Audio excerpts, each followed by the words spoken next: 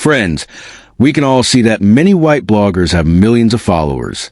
Please support me too, because my followers are still few. Black bloggers also deserve to be famous. My friends, let's unite and lift each other up. Please press subscribe button and like. Andre Callen thought his biggest problem was managing the payments on his new SUV. Little did he know, his life was about to spiral into chaos when his neighbor, Cheryl Danvers, accused him of theft, called the police, and nearly ruined his reputation. The sun dipped low over Plano, Texas, casting a golden hue over the cul-de-sac as Andre parked his 2021 Ford Explorer in the driveway. It should have been a peaceful Saturday evening, but instead, it became the night his driveway transformed into a stage for as the garage door rumbled open. Andre felt a sense of pride. He had worked tirelessly for years to afford this vehicle, picking up extra shifts and sacrificing vacations. To him, it was more than just a car. It was a testament to his perseverance. But before he could even step inside, a sharp voice pierced the air. "Excuse me, what do you think you're doing with that car?" Cheryl stormed across the street, her floral blouse fluttering in the evening breeze, phone clutched tightly in her hand. She was a self-appointed enforcer of the Homeowners Association, known for treating the HOA rulebook like scripture. This time, however, there was nothing humorous about her approach. Andre stepped out of the SUV, wiping his hands on his jeans. "Evening, Cheryl. Just pulling in like everyone else." "That's not your vehicle," she snapped, eyes narrowing. "I know for a fact it was listed in last month's auction. I placed a bid myself. Don't think you can just steal something and slap on some fake police stickers to cover your tracks." Andre blinked, disbelief washing over him. "This car is mine. I have the paperwork right inside the house." Cheryl jabbed a finger at the reflective strips and magnetic decals stacked against the garage wall. "You even tried to make it look like a police car. You're impersonating law enforcement." His stomach sank, not from guilt, but from the absurdity of the situation. His two kids, Maya and Jordan, stood wide-eyed at the doorway. Jordan whispered, "Dad, what's happening?" "Go inside, kids." "Everything's fine," Andre said, though his heart raced. He could only imagine how this looked to an outsider. A woman shouting accusations, police stickers nearby, and him standing there bewildered. Then, Cheryl did the unthinkable. She dialed 911. "Hello? Yes, I need police here right now.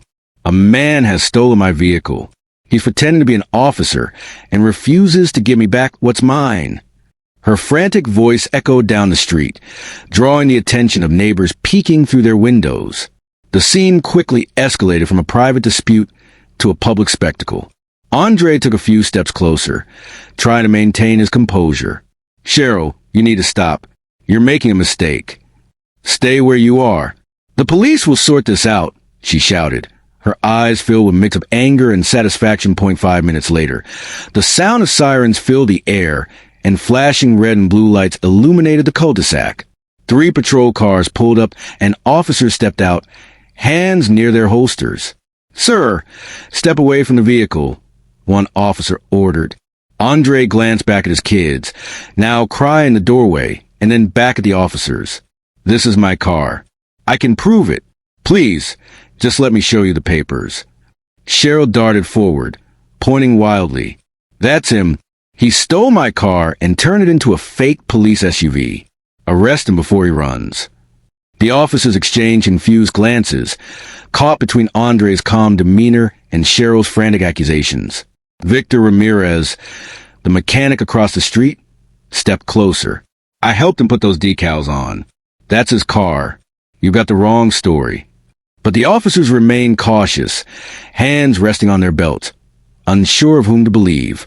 Andre swallowed hard, his pulse pounding in his ears. This was no longer just a ridiculous accusation. It was a situation that could turn dangerous in seconds. "Everything you need to see is inside my house. Title, insurance, the bill of sale." "Let me show you, please," he pleaded. The air felt heavy with tension as the neighbors watched, the kids cried, and Andre stood in the middle of it all, caught between truth and a lie, shouted loud enough to almost make it real. One of the officers, a tall man with a steady voice, stepped forward. "Sir, can you state your name?" "Andre Callen." I live here. That's my car parked in my own garage, he replied, trying to keep his voice steady.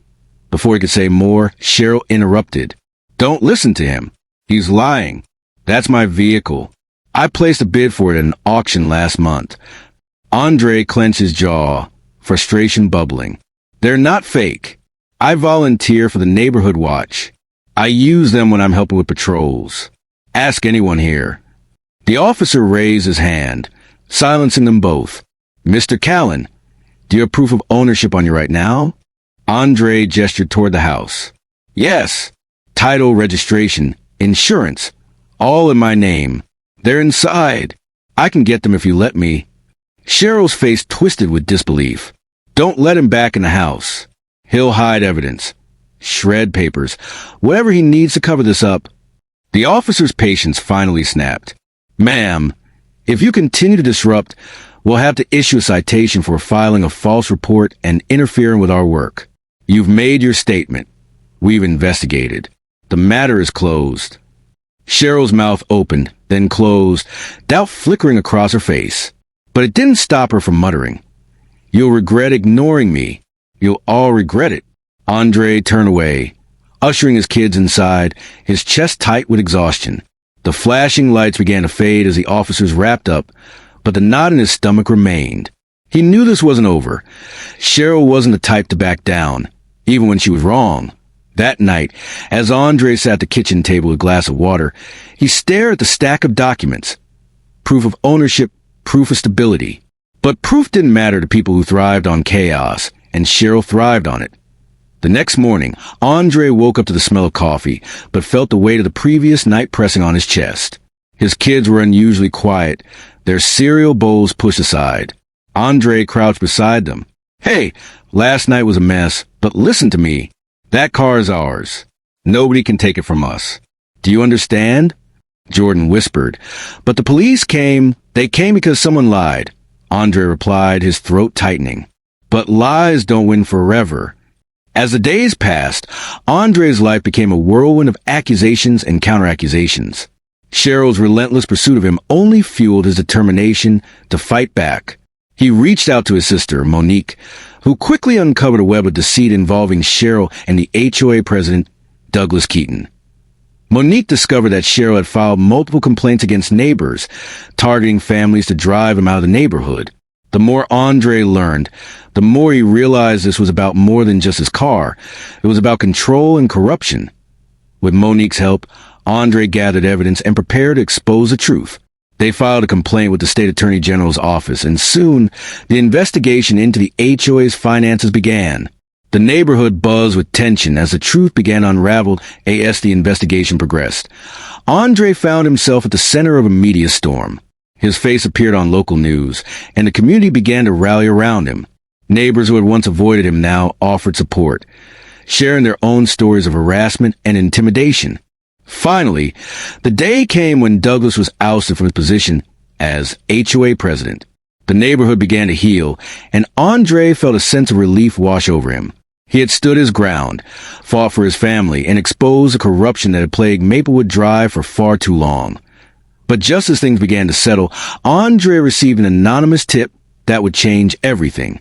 A neighbor had seen Cheryl meeting with Douglas late at night, discussing plans that hinted at retaliation. Andre's heart raced as he realized that the battle was far from over. He gathered Monique and Victor, sharing the news. We need to be ready. They're not going to let this go without a fight.